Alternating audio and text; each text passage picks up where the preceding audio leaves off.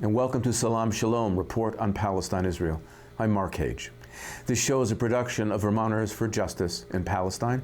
Please visit our extensive website at vtjp.org. Zionism as a term and a historical phenomenon is not well known to most Americans. In fact, Zionism can mean many things to many people.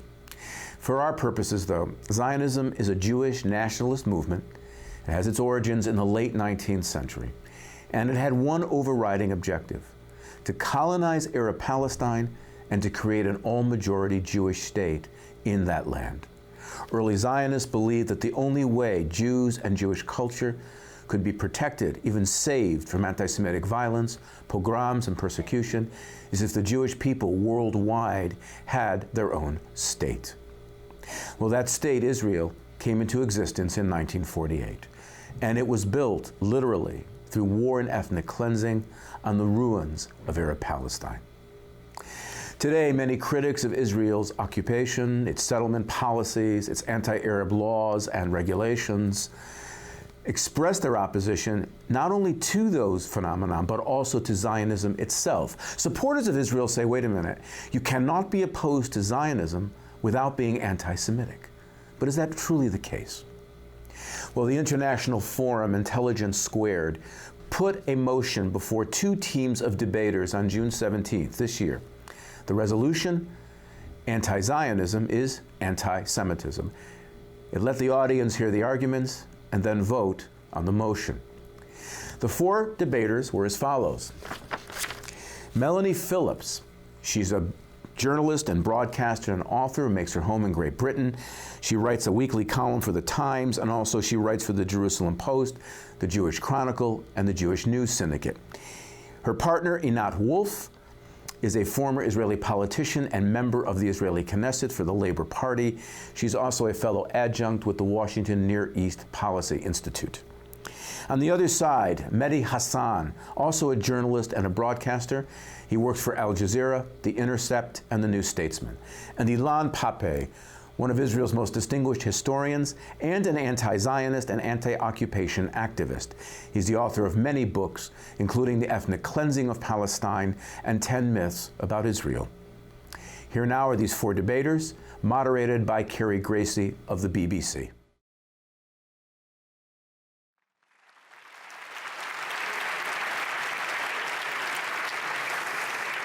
Good evening, everybody, and welcome to you all, and echoing Hannah's apologies for a slightly late start. It is great to see such a full house for this debate. And the motion of our debate tonight: anti-Zionism is anti-Semitism.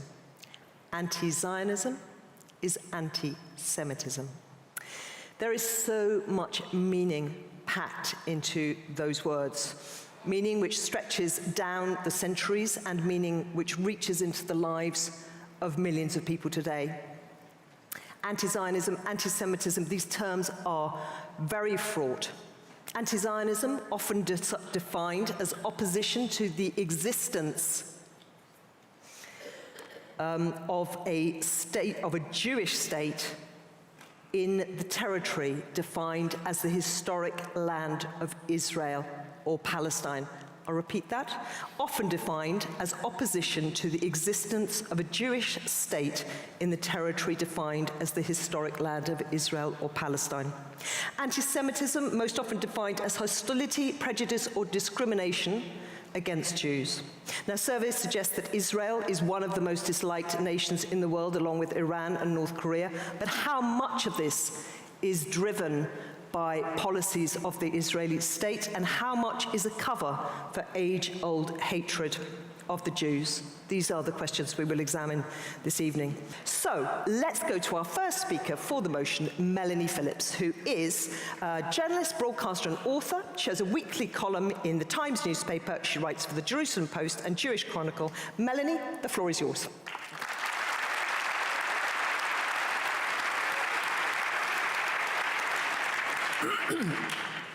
Ladies and gentlemen, I never visited Israel at all until the year 2000, and I never wanted to go there. It didn't sound the kind of place which had anything to offer me. So When in the year 2000 I objected as a matter of sheer rationality and justice that while Israelis were being blown to bits in buses and cafes during what was called the Second Intifada, they were being called Nazis for dealing with the perpetrators, I was astounded to be immediately attacked as a Jew. I was accused immediately of dual loyalty, of being too Jewish, and of waving the shroud of the Holocaust to sanitize the crimes of Israel. Well, I think you can see the same pattern in today's Labour Party crisis over anti-Semitism, in which anti-Semitic motifs about Jewish global conspiracies are conflated with attacks on Israel. At one meeting, Jeremy Corbyn noted of two Zionist opponents in the audience that despite, quote, having lived in this country for a very long time, they don't understand English irony, using the smear that as British Jews, they didn't actually belong in Britain. The Palestine Solidarity campaign is riddled with anti-Semitic comments such as that the Paris Bataclan massacre was a false flag operation to increase support for Israel, or that Kristallnacht was instigated by communist and Freemason Jews to promote war against Germany.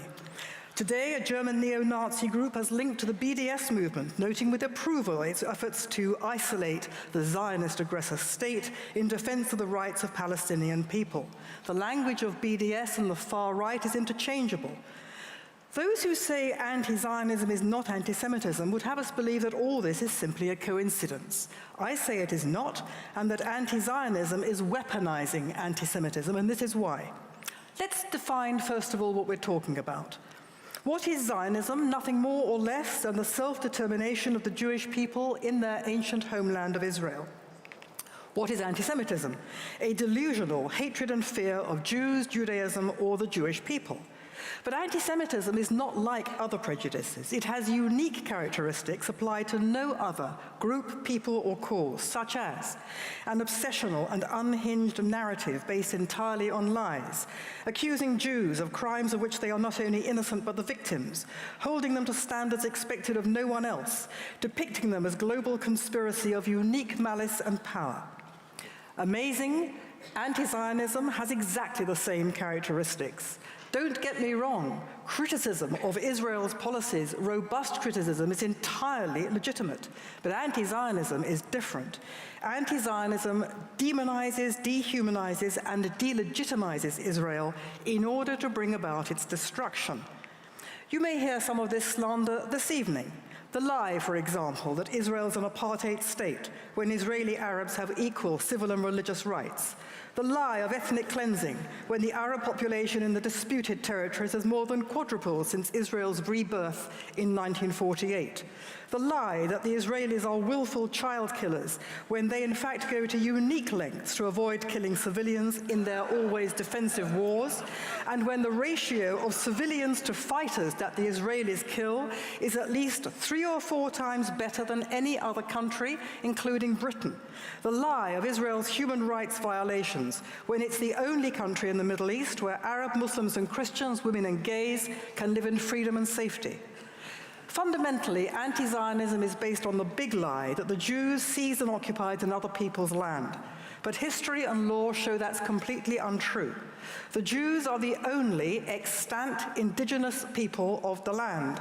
Israel was their kingdom more than 3,000 years ago. Driven out when it was occupied, they maintained a continuous presence in the land under the waves of colonialism: Assyrian, Roman, Abbasid, Mamluk, Ottoman, the British. They fought off Arab colonialists to re-establish their state in 1948 and are still fighting off Arab colonialism.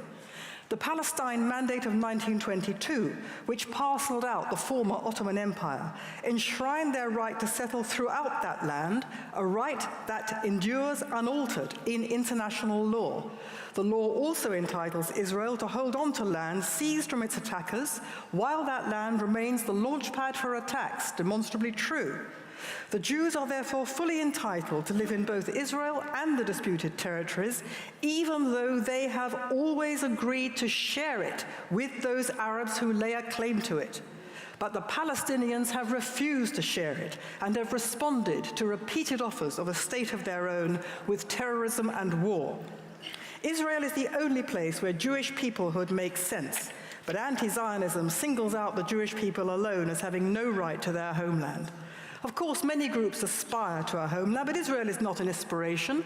Israel is a country. No other actual country is singled out for destruction and the mass murder that would inescapably follow. No one tells the Kurds, for example, their aspiration to a homeland is illegitimate and racist. People say Zionism is racism because of the big lie the Jews stole the land. Anti-Zionism thus writes the Jews uniquely out of their own history. It is an anti-Jewish calumny. Now, people say anti-Zionism can't be anti-Semitism because some Jews are anti-Zionist. Very true. But in fact, there have always been Jewish anti-Semites. Karl Marx, to name but one, who wrote, quote, "The emancipation of the Jews is the emancipation of mankind from Judaism." Yes, a small fringe of ultra-Orthodox Jews campaigns against the state of Israel, but they nevertheless pray every day that the Jews should return to live in Zion free of foreign rule. Their beef is they think the return in Israel is premature and should happen under different conditions, so their problem is a matter of timing. What they do not believe is the core doctrine of anti-Semitism, that the Jews have no right to the land of Israel. Now, there's a vital distinction to be made between anti-Semites and anti-Semitism. Many, many decent people believe these lies about Israel out of ignorance or ideology. That does not make them necessarily anti-Semites, but the discourse they endorse is still anti-Semitism's current mutation. Moreover, by supporting Palestinianism, they are supporting not just anti-Zionism, but anti-Semitism too. The Palestinians' real agenda, not two states, but exterminating Israel and replacing it by Palestine, as they repeatedly have told us over the years, is based on an anti-Jewish animus. The evidence of this is all around. Mahmoud Abbas's doctorate in Holocaust denial, his hero worship of the 1930s Grand Mufti in Jerusalem, Haj Amin al-Husseini, who made a pact with Hitler to exterminate every Jew in the Middle East, the grotesque Nazi-style imagery of Palestinian propaganda, such as sermons claiming the Jews are the fabricators of history, who dance and live on the body parts of others, there is no global corruption their rabbis did not allow, Palestinian claims that the Jews are behind 9/11 and that they control the world's media, finance, and US foreign policy. This unhinged, murderous anti-Semitism drives the Palestinian cause. Does anyone therefore seriously suggest that people in this country who support this cause and who say that the Jews were behind 9/11 and controlled the world's media, finance, and US foreign policy, that this really is just a coincidence? And if our opponents this evening really do believe anti-Zionism is free from anti-Semitism, will they denounce this Palestinian agenda of genocidal, Nazi-style Jew hatred? This is not an academic debate.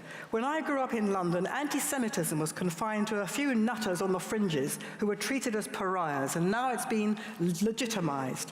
Not surprisingly, anti-Semitic attacks are running at record levels, and what's so distressing is to hear our right as Jews to our own peoplehood being singled out as illegitimate, and to hear the unhinged and obsessional lies and distortions about Israel become the default position of fashionable conversation. And then, on top of that, then to be told that the claim that people like myself make that these are anti-Semitic conspiracy theories is itself a conspiracy got up by the Israel embassy. And it's supposed to be we Jews who have no sense of English irony. Anti-Semitism, in conclusion, ladies and gentlemen, always attacks Jews as a collective. First, it attacked us as a religion. Then it attacked us as a race of people. Now it attacks us as a people, as the collective Jew in Israel, with exactly the same characteristics as Jew hatred through the centuries. The aim to be free of Jews now takes the form of the aim to be free of the Jewish state. Anti-Zionists treat Israel as the Jew among nations, to be uniquely vilified, slandered, and exterminated. That, ladies and gentlemen, is why anti-Zionism is the new anti-Semitism.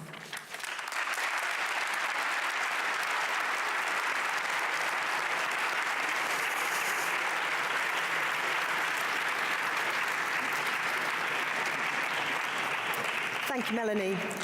So now, our first speaker against the motion, Ilan Pappé, is an Israeli historian, an anti-Zionist activist, a professor at the University of Exeter. He has challenged traditional versions of Israeli history.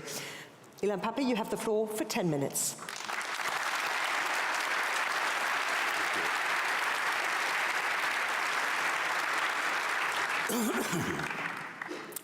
The equation that is being put in front of you tonight is both outrageous and ridiculous. If only because it makes every Palestinian in the world, almost everyone who lives in the Arab and Muslim world, anyone who regards themselves as liberal or on the left, it turns all these people into anti-Semites. Whereas quite a few people who regard themselves as Zionists, like the Christian Zionists, are actually anti-Semites themselves.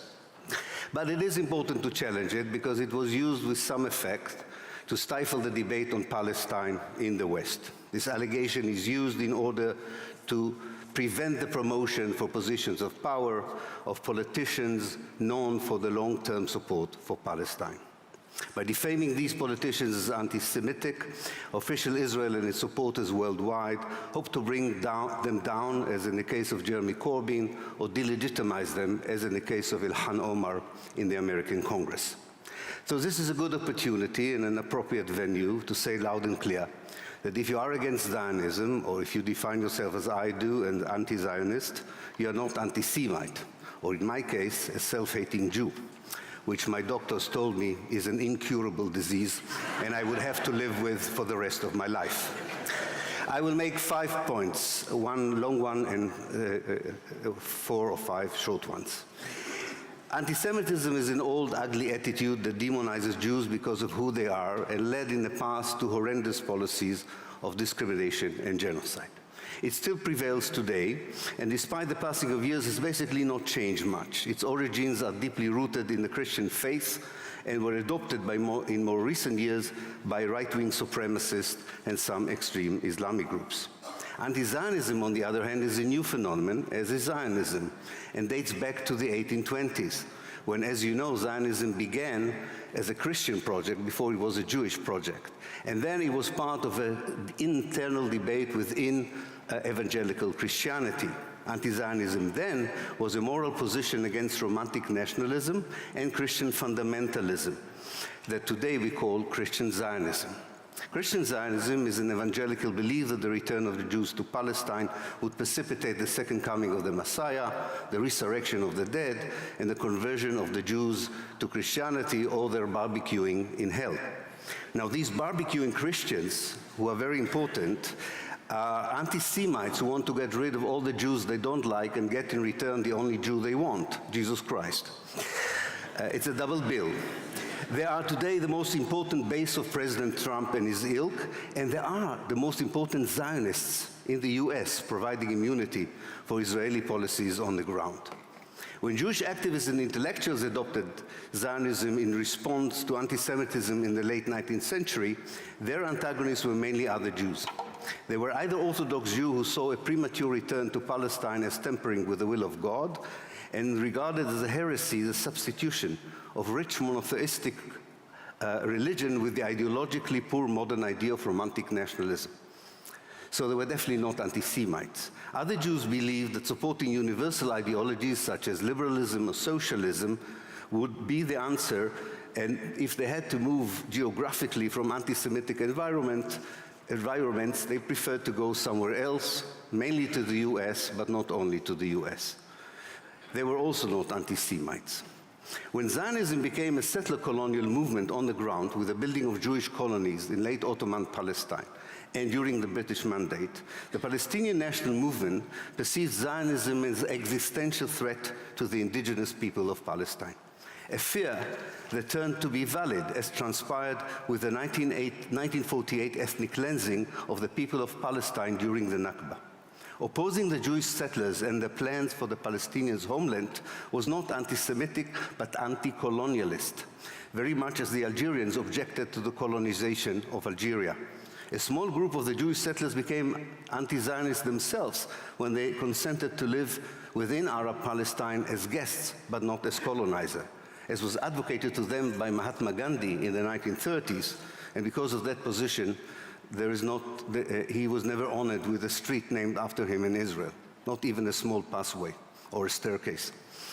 After the creation of the State of Israel in 1948, anti-Zionism as an anti-colonialist ideology continued to inform the Palestinian national movement's vision and strategy, as is manifested in the PLO National Charter, that called for the establishment of a democratic secular state in Palestine that would respect all three religions. In Israel itself, the Communist Party, supported almost exclusively by the Palestinian minority inside Israel, not because of the communist ideology, but because it was the only anti-Zionist party Israel allowed to exist, they regarded Zionism as an ideology of discrimination and apartheid. Most scholars today looking at Israel then and today agree that this is a valid point, which again has nothing to do with anti-Semitism. Two, in our century, anti-Zionism is a moral position against the Israeli structural violence directed at the Palestinians, which is attributed by anti-Zionists such as myself to an ideology that is not only endangering the very existence of the Palestinians, but is also very bad for the Jews who live outside or inside Israel. This ideology generates anti-Semitism. Opposing it might bring it down.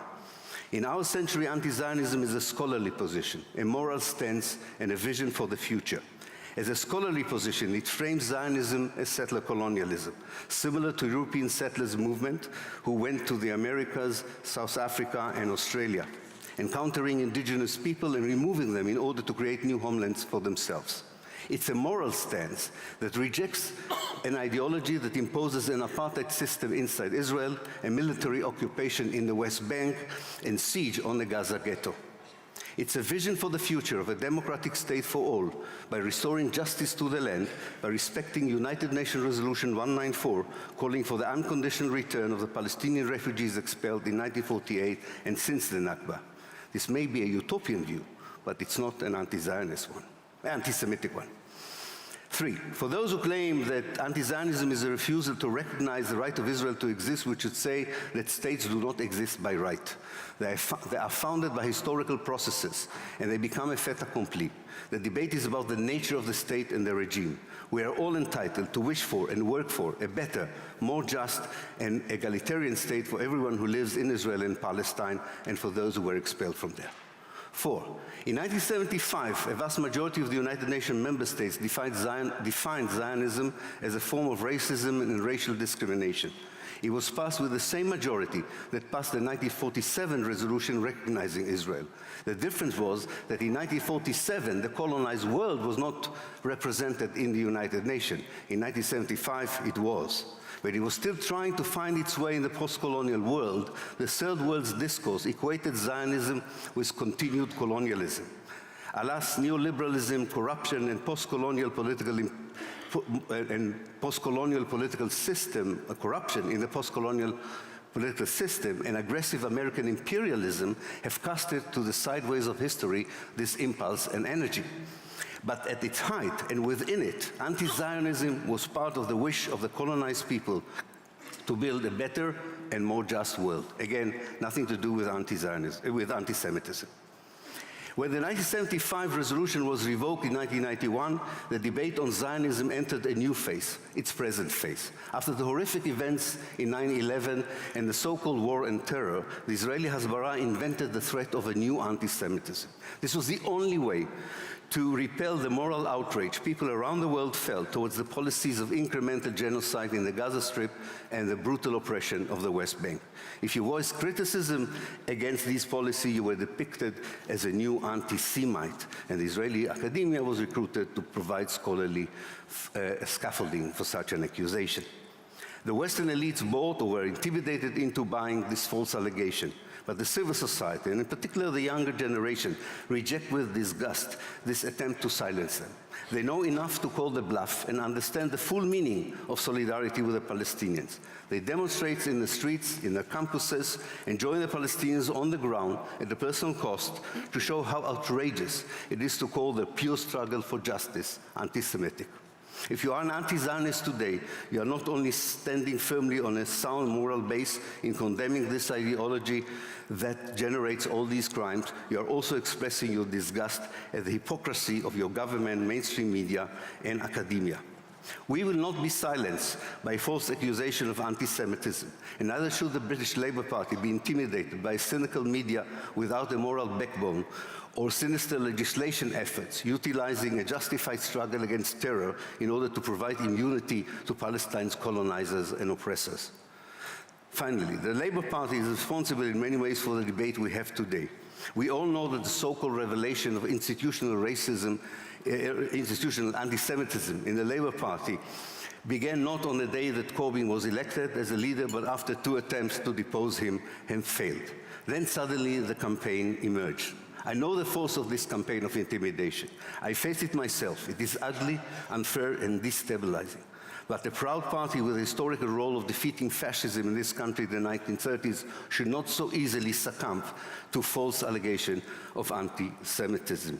Finally, we should retake, five sentences. Let us retake the conversation and prioritize it. Let us discuss how to stop the destruction of Palestine and the Palestinians, which the Trump's deal of the century wants to do. Let us fight violent fanaticism wherever we encounter it. Uproot racism of all kinds without building a hierarchy of victims, and remove silly and outrageous equations like the one titling the event tonight. Thank you.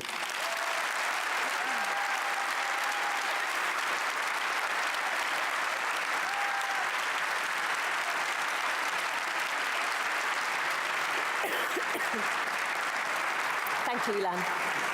So on to our second speaker for the motion, Einat Wilf. And Einat has been a member of the Israeli Knesset for first Labour and then the Independence Party between 2010 and 2013, and she has written extensively on Zionism. Einat, the floor is yours for 10 minutes. Thank you.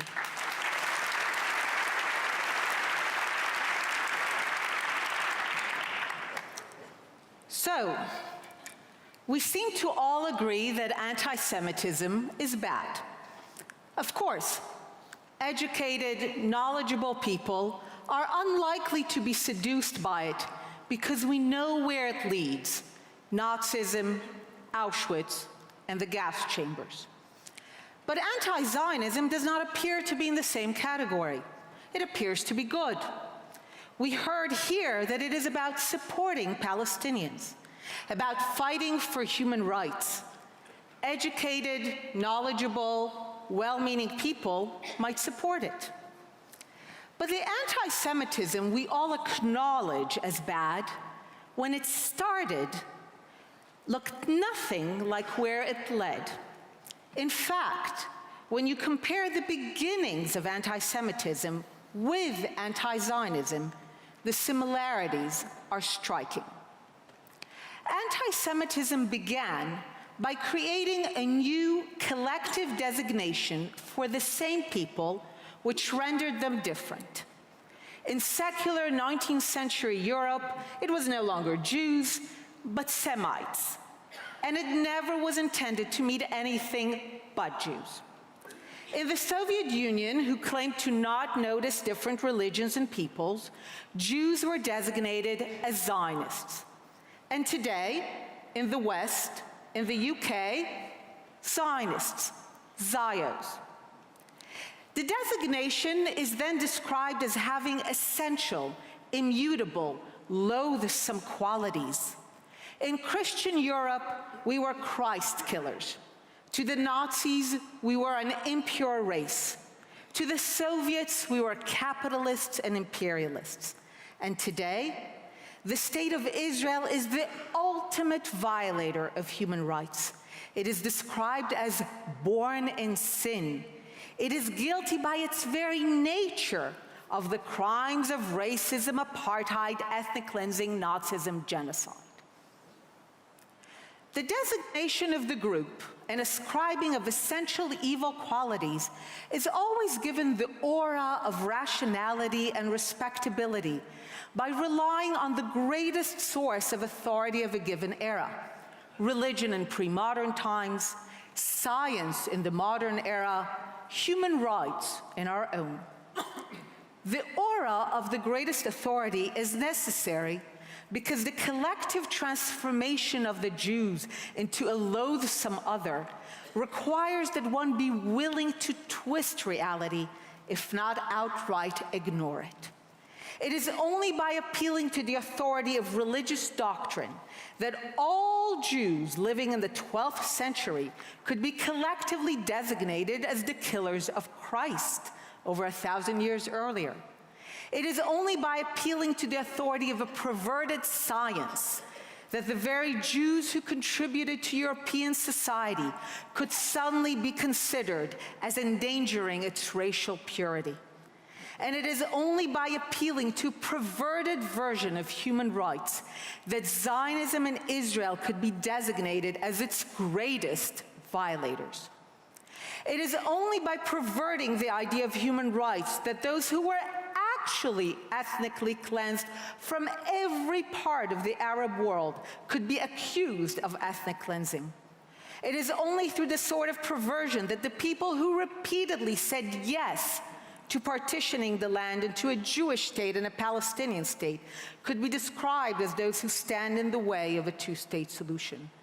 And it is only through this perversion that in an age when the idea of the nation is still tied for almost all states to the idea of a common history, language, ethnicity, and remnants of religion, Israel is singled out as uniquely deviant. But why go to all that effort to single out a group and distort reality? Because we humans have a primal need for scapegoats. And for whatever reason, my people have been the designated scapegoats for so many and for so long. For medieval Christianity, we stood between a brutish and nasty world and salvation. For Germany, for Europe, we stood between them and glory. For Stalin, we stood in the way of communist utopia. And today, why bother fighting colonialism and its aftermath? Easier to designate Zionists as colonialists and blame them. Why do the hard work of fighting racism and its many manifestations across all societies? Easier to designate Zionism as racism and apartheid and blame it. Why acknowledge the tremendous difficulties of living up to the ideals of human rights? Designate Zionism and Israel as its greatest violators and blame them. But the problem with human scapegoats is that unlike ancient animal ones, humans might resist their sacrifice a bit more. And we can't have that happen, can we? So action must be taken to reduce their resistance. How? Strip them of their defenses. Push them to the margins. Step by step, take away that which protects them. But it must be done gradually. Anti-Semitism did not start by stripping Jews of their citizenship, confiscating their assets, and pushing them into ghettos. It started by slowly pushing Jews out of the positions they were able to attain after several decades of European emancipation. It operated by making it more and more difficult for Jews to feel comfortable in European society. Anti-Semitism also lured Jews into dropping their defenses, preventing them from organizing against the coming danger, telling them that if they were the good kind of Jew, for example, in Germany, those who fought for Germany in World War I, they would be spared. They were not. Note how anti-Zionism operates now. Its main targets are the two places where Jews have organized most effectively for their defense: the State of Israel and the pro-Israel lobby in the US. The legitimacy of both is relentlessly and uniquely questioned. Jews, now designated as Zionists, are increasingly pushed out of certain spaces. Jewish students in the US are slowly pulling out of universities known for their virulent anti-Zionism. Liberal activist Jews are finding they are increasingly unwelcome in progressive circles. Jews here in Britain are finding they can no longer be in the Labour Party their traditional political home, wondering if they might one day have to leave the country altogether. Anti-Zionism also lures Jews to give up their defenses. We heard it here. Why don't we all live together in a single state? Yes, we know that nowhere in the Arab world have Jews ever been treated as equals and were violently ethnically cleansed when they dared raise their heads. Yes, we know that binational states, certainly in this region, but not only, descend into bloody mayhem. But we assure you, this one will work. Just forgo your insistence on having your own state where you control your defense. Anti-Zionists also insist on their respectability. They will try to convince you that the fact that the targets of this new form of virulent hatred bear a striking resemblance to those who were targets in previous times is sheer coincidence. They will insist that the fact that the charges against this group appear like variations on the ancient themes of anti-Semitism is sheer coincidence. They might even convince you they are fighting anti-Semitism, but the old, easy-to-identify kind, which we already know is bad. And this is where it all comes together. In the past, waves of Jew hatred and anti-Semitism did not arise from something that those who were hated actually did. It arose from a crisis in the society of those doing the hating. And in an age of crisis, especially a crisis of identity, when we're no longer sure who we are, what we stand for, we desperately need certainties. And there are few greater certainties in this world than that the Jews did it. And so the Zionists are designated as a collective group, which happens to coincide with the group previously known as Semites and Jews. They are then ascribed the most loathsome qualities of our time by appealing to the great authority of our era, and then they are slowly subject to a process designed to strip them of the means of resisting their ultimate role as scapegoats for the crisis of the era.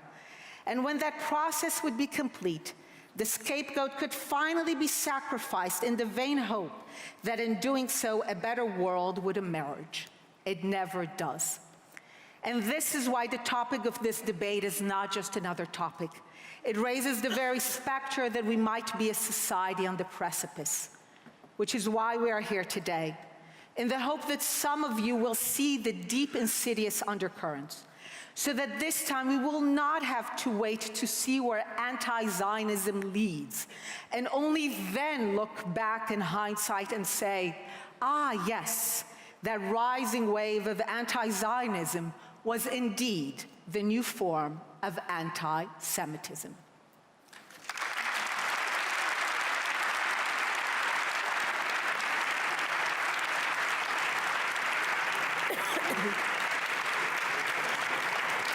Aina, thank you. And to our final speaker, who is our second speaker against the motion, Mehdi Hassan. Mehdi is a journalist, a broadcaster, a prominent critic of Israel. He's a host on Al Jazeera English, and he's a columnist on the US online magazine, The Intercept. Mehdi, the floor is yours for 10. Ladies and gentlemen, we have been witnessing tonight a deeply cynical proposition deliver a farrago of straw men, distortions, deflections, false accusations, and of course, straight up pro-Israel propaganda. Then again, hearing Melanie Phillips come here and champion the rights of gays in Israel in order to defend Zionism was well worth the entry ticket in and of itself. So let's be clear about what this motion is tonight, because it's the motion you all have to vote on in good conscience. The motion says, quote, anti-Zionism is anti-Semitism.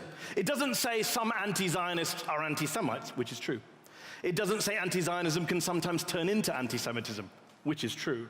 It doesn't say that anti-Semites often use anti-Zionism as cover, as an excuse for their bigotry and racism, which is true. I wouldn't oppose any of that. But that's not what the motion says. The motion says, ridiculously, sweepingly, offensively, ahistorically, that anti-Zionism is anti-Semitism. That merely being opposed to Zionism, a political ideology, remember, is inherently, by definition, ipso facto, anti-Semitic, which is absurd. Think about the implications of voting for that tonight. You'd be saying every anti-Zionist is a bigot, a racist, and an anti-Semite by definition. Even the many Jewish and Israeli anti-Zionists. So Elam, Jewish historian, born and raised in Israel, served in the Israeli military. He's an anti-Semite. That's what they want you to believe. That's what they want you to vote for tonight. So is the former Speaker of Israel's own parliament, the Knesset, Avraham Berg. Melanie would say he's a self-hating Jew. So is my Intercept colleague, Naomi Klein, the acclaimed author and climate change activist. So is Noam Chomsky. He's an anti-Semite as well. They want you to vote for them and say that the thousands of Haredi, ultra-Orthodox, anti-Zionist Jews who oppose Zionism for religious theological reasons, they're anti-Semites too.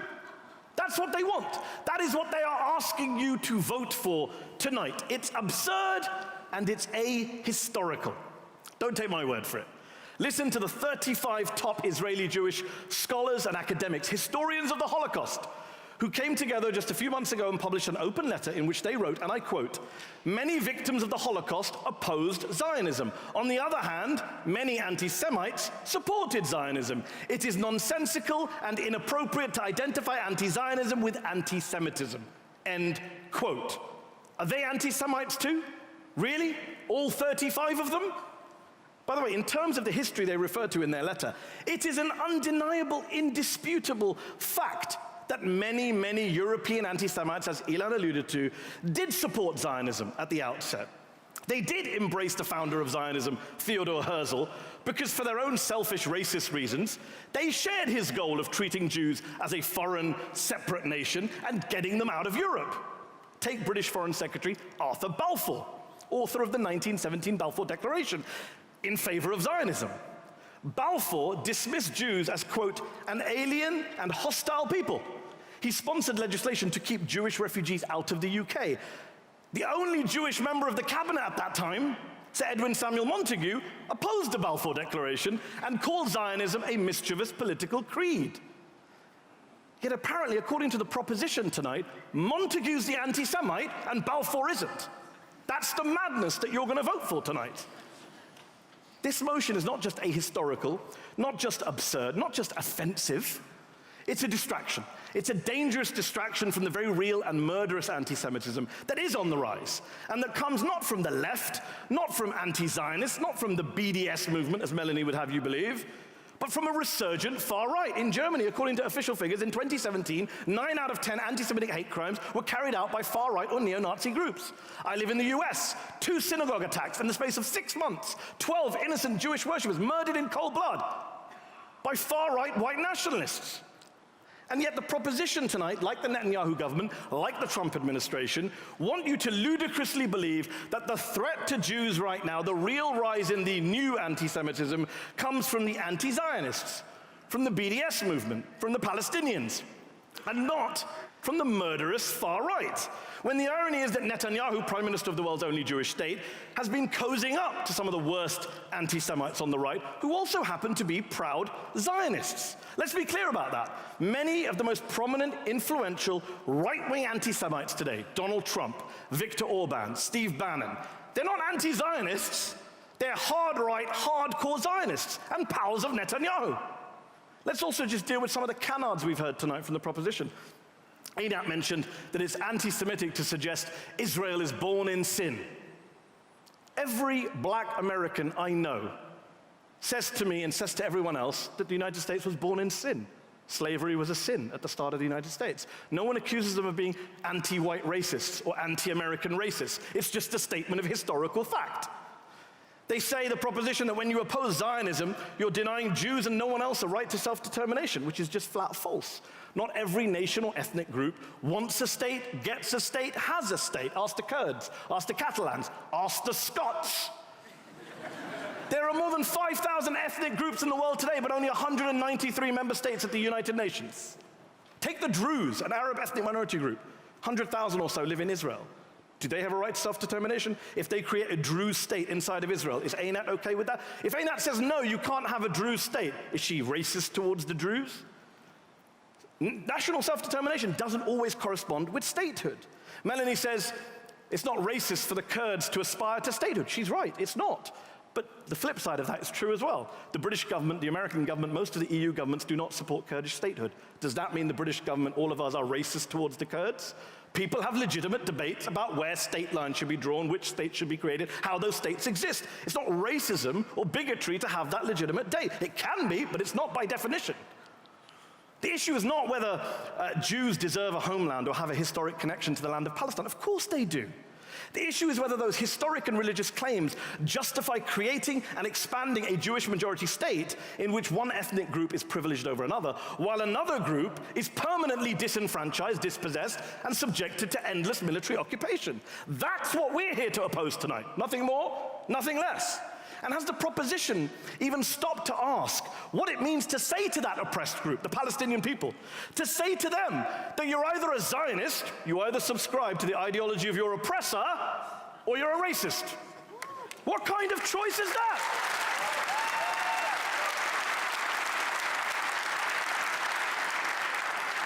Melanie says tonight that denying Jewish nationhood is racist, it's anti-Semitic.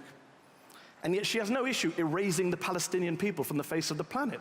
She said in her speech that only the Jews have a unique right to nationhood and statehood in that part of the world, not the Palestinians. What is that? Is that not bigotry? Is that not racism? Is that not wiping a people off the face of the planet?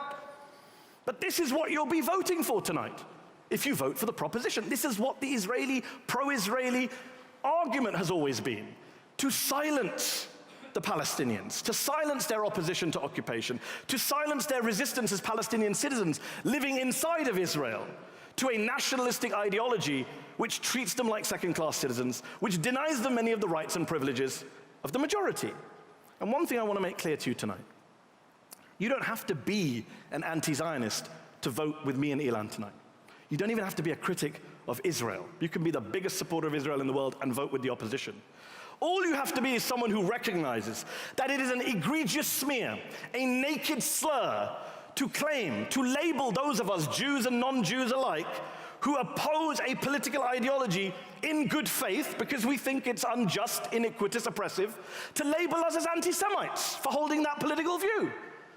All you have to be is someone who recognizes that the claim that we hate or are opposed to Jews simply because we don't agree with the idea of a state that privileges one group over another makes us racists.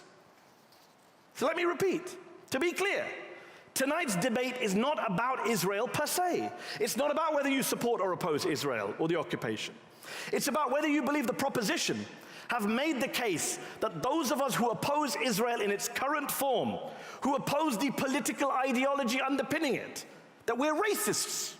That's the bar that has to be crossed tonight. It's that simple. And I'll tell you this for free.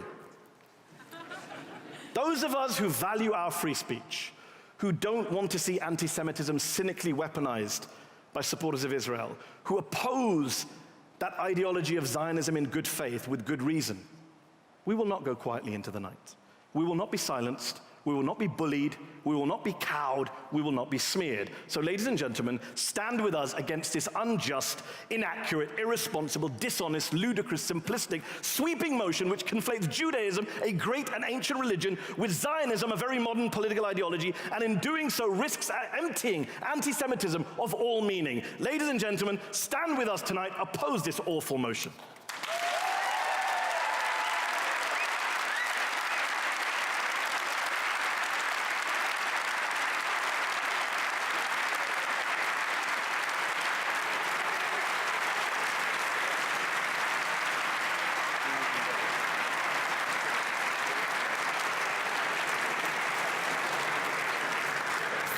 Thanks all for listening, and thank you to all four of our panelists for absolutely brilliant opening speeches. Now, it is time to announce the result of the vote taken as you were coming in and before you'd heard a word of those speeches. This is the picture of how you felt when you walked into the room tonight. For the motion, 15%. Against the motion, 59%. Undecided, 26%.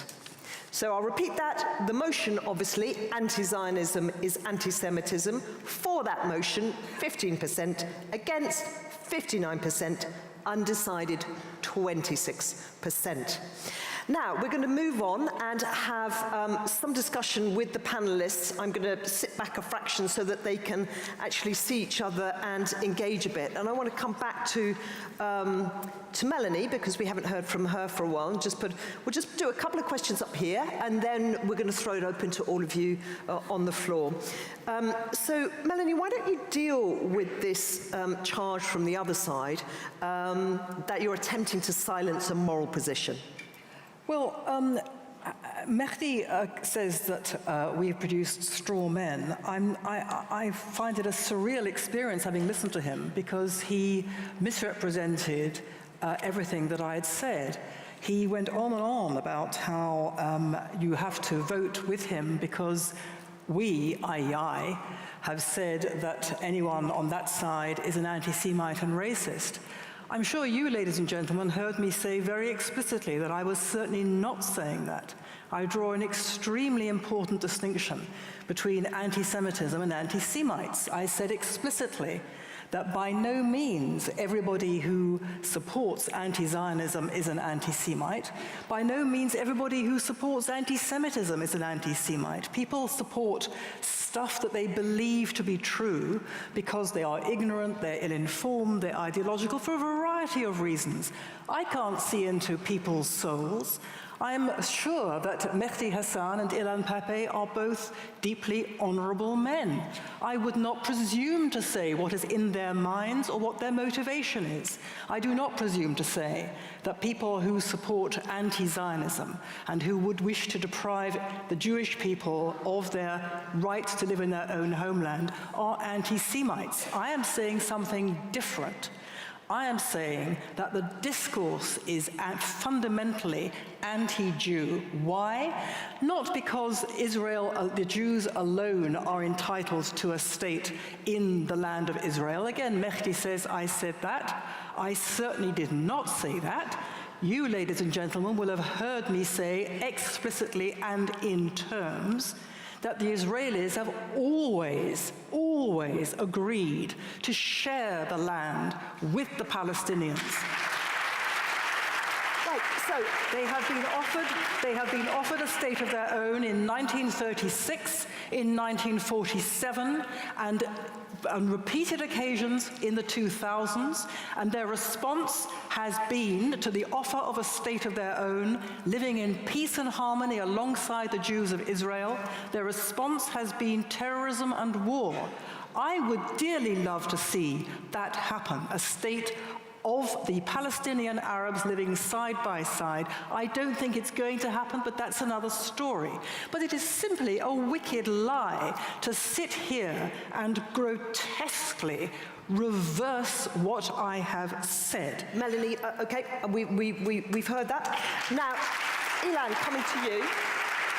You talked about ethnic cleansing of the Palestinians. We heard Einat say Jews have not been equal in the Arab world anywhere. So who's doing the ethnic cleansing, and do you accept that point? Oh, I accept the point that after the creation of State of Israel, the Jews of Iraq were expelled from Iraq under an agreement between the Israeli government and the Nuri Said government, because Zionism didn't want the Jews of Iraq to stay in Iraq, and neither did the nationalist Iraqi government want them there. But this has nothing to do with what we are talking about. We are talking about the fact that half of Palestine's population within 9 months was ethnically cleansed by the Jewish and Israeli forces. 500 out of 1,000 villages were demolished, wiped out upon the earth. 11 Palestinian towns were depopulated by force. This was not immigration. This was not a call, as in the case of Jews in North Africa, by a new Jewish state to Jews and come and be with us. It's better for you to be a Jew, a Moroccan Jew in Israel than a Moroccan Jew in Morocco. This is a different story. Here we are talking about a crime against humanity there was committed within 9 months in 1948 that there is no other definition for this. Otherwise, why would half of Palestine's population become refugees if they were not expelled by force by a settler colonial movement? So you've made these points already. Yeah. Deal with the point about the inequality of Jews in the Arab world. I can deal with, first of all, the Jews were treated in the Arab world much better than they were in the Christian world. Far better, far better. And especially in countries such as Iraq. Can we just hear the speaker, please? Especially in countries such as Iraq and Egypt and Morocco. Until the rise of Zionism, Jews were holding positions of power. Jews led secular, rich, and religious life. And all this fabric that was holding on for centuries was broken down first by the Zionist ideology that told Jews in the Arab world that they do not belong to the Arab world, and by a reaction by fanatic Arab nationalism saying, okay, so you have to decide whether you are Zionists or you are Jews. Okay, thanks so for that. This is historically. Right, we're moving on. Einat, can you deal with Mehdi's point, please, that you and Melanie are suggesting that every anti-Zionist is a bigot and a racist, that this is a naked slur? That is such a simple rhetorical trick. Make things sound so extreme, so outrageous, and then people say, oh, that's not what we meant, that's not where we said. The motion is very clear, and again, this is not an academic debate. The topic here tonight is not just anything, any policy. This is about people's lives here.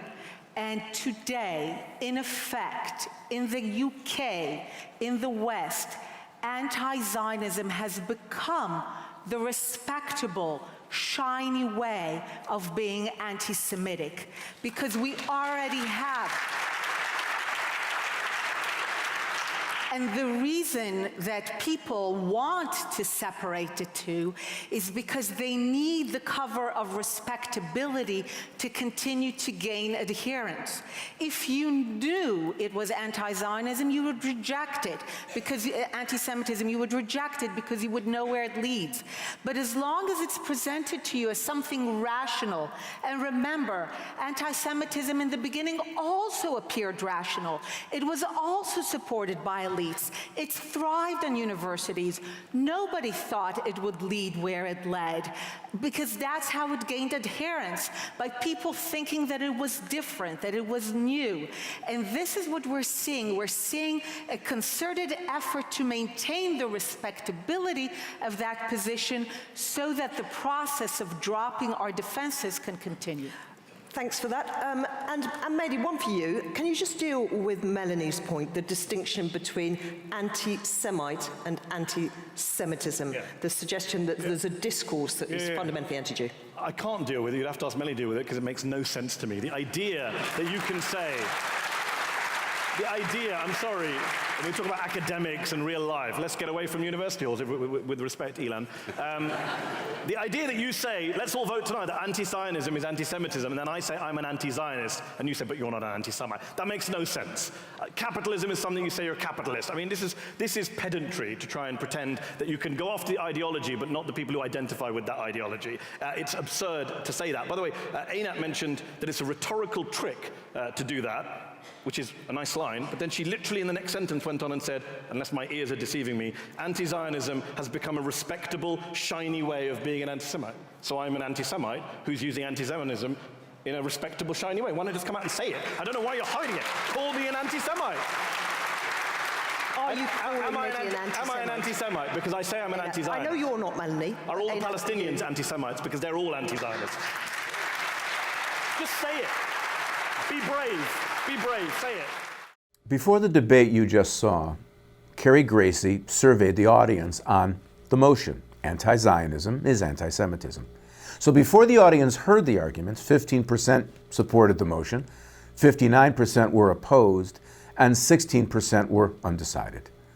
At the close of the debate, the audience was surveyed yet again. After they had heard the arguments, 19% supported the motion, 76% opposed, and 5% were undecided.